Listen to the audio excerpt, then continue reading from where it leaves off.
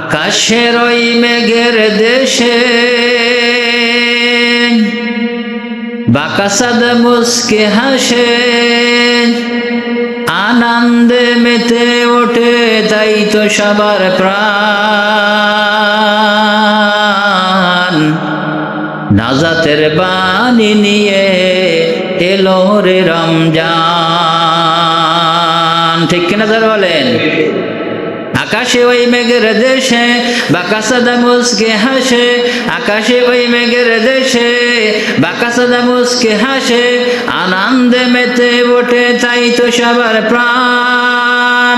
নাজাতের বাণী নিয়ে এলো রে রমজান, নাজাতের বাণী নিয়ে এলো রে রমজান, নাজাতের বাণী নিয়ে এলো রে রমজান। রহমের বৃষ্টি ভিজা খুন এলো, দেখো না আর ঘুমিয়ে চোখ মেলো।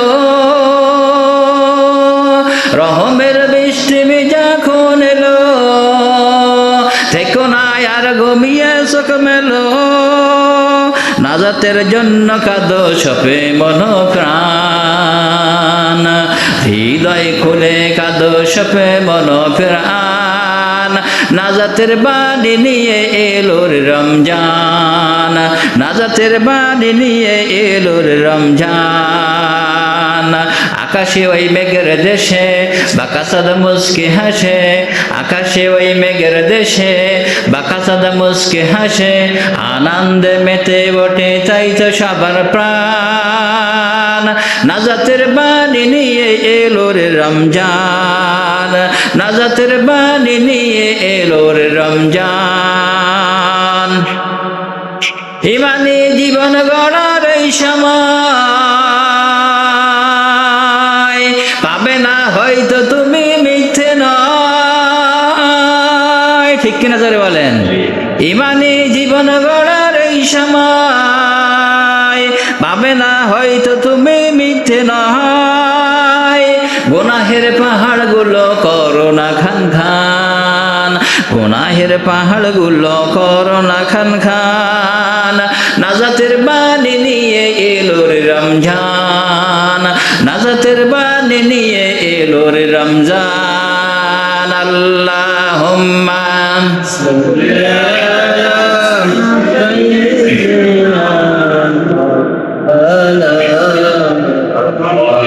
وعلى آل سيدنا।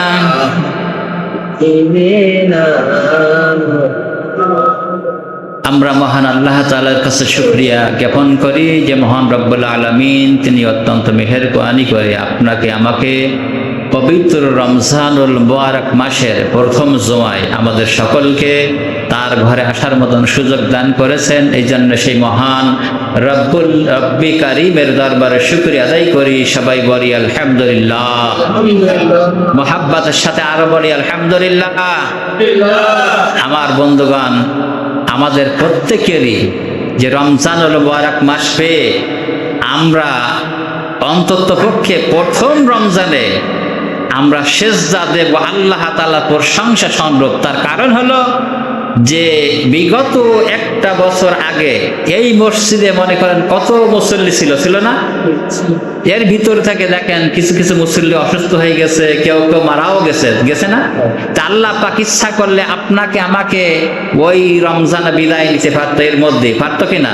তাহলে আল্লাহ তাআলার কাছে আমরা শুকরিয়া আদায় করতেছি এই জন্য যে আল্লাহ রাব্বুল আলামিন তিনি আমাদের সকলকে হায়াতে বরকত দিয়ে রমজান মাস পর্যন্ত পৌঁছে দিয়েছেন। এই জন্য শুকরিয়া দরকার আছে না নাই? এই জন্য আপনারা যারা সাহারি খেতে উঠবেন ওই সময় অন্তত পক্ষে আল্লাহর প্রশংসা স্বরূপ 2 রাকাত নফল নামাজ আদায় করা যাবে না ইনশাআল্লাহ? এটা কি কার ভালো? আমার ভালো না আপনার ভালো? আপনার, যে আদায় করবে তার ভালো। কিন্তু একটা আমলের কথা বলি, সাহারির সময় আপনারা যখন উঠবেন অন্তত কমপক্ষে আধা ঘন্টা আগে উঠলে তার অসুবিধা নেই, আছে কি? 1 ঘন্টা আগে উঠলে তার অসুবিধা নাই। আপনি আধা ঘন্টা 1 ঘন্টা আগে উঠলেন, ওঠার পরে যে আপনি তাহাজ্জুদের নামাজ পড়ে যে নামাজটা আপনি 4 রাকাত নামাজ পড়লেন কি 6 রাকাত পড়লেন, এটা কোনো সূরা মিলাতে এরকম কোনো ইয়ে নাই, মানে কোনো বাধ্যকতা কিছু নাই। আপনি যেভাবে পারেন আপনি অন্ততপক্ষে 2 রাকাত কি 4 রাকাত 6 রাকাত নামাজ আদায় করে আল্লাহ তাআলার কাছে দোয়া করেন, আল্লাহ তাআলা এই রমজানুল মুবারক মাসে ওসিলায় তিনি যে ওয়াদা দিয়েছেন আল্লাহ অবশ্যই আপনাকে আমাকে মাফ করে দিবেন, জোরে সুবহানাল্লাহ। কিন্তু আপনার যদি না চাইতে পারি, না নিতে পারি, তা আল্লাহ কি আপনার গালে উঠাই দেবে? হ্যাঁ, আল্লাহ পাক কোনোদিন এসে গালে উঠাই দেবে না। কিন্তু আপনার এই যে রমজানুল মুবারক মাসটা দিয়েছেন আল্লাহ তাআলা বান্দার জন্য, কার জন্য?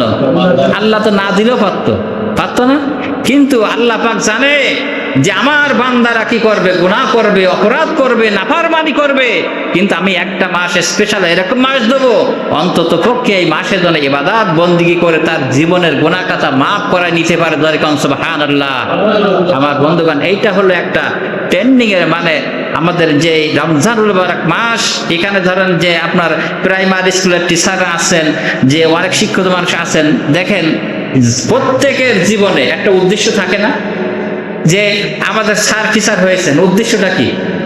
তিনি স্কুলে যাবেন, কি ছাত্রছাত্রী পড়াবেন, ওখান থেকে ছাত্র মানে বেতন আসবে, তার দ্বারা জীবিকা নির্বাহ করব। আর যে ছাত্রছাত্রীরা স্কুলে ভর্তি হয় তারা কিসের জন্য হয়? লেখাপড়া শেখার জন্য তো নাকি? তা যদি লেখাপড়া যে স্কুলের ছাত্ররা ঠিক মতো করতে পারলো না, ও পড়াশোনা ভালো মতো জানে না, পড়াও